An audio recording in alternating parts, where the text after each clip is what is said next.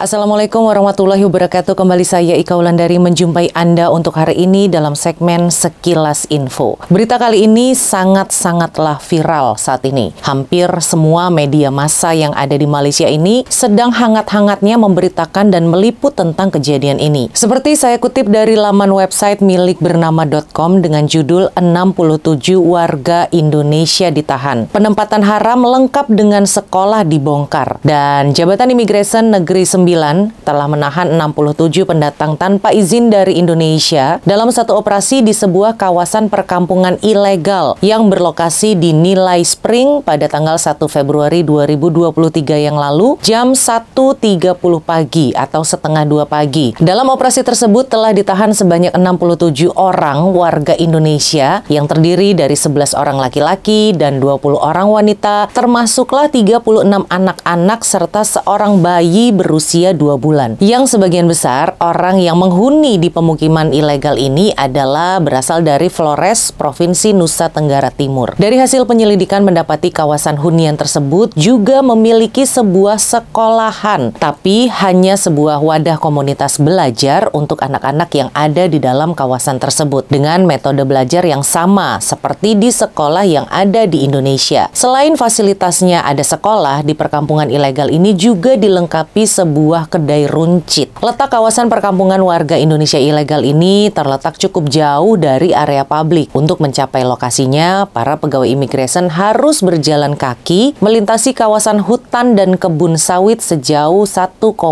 km.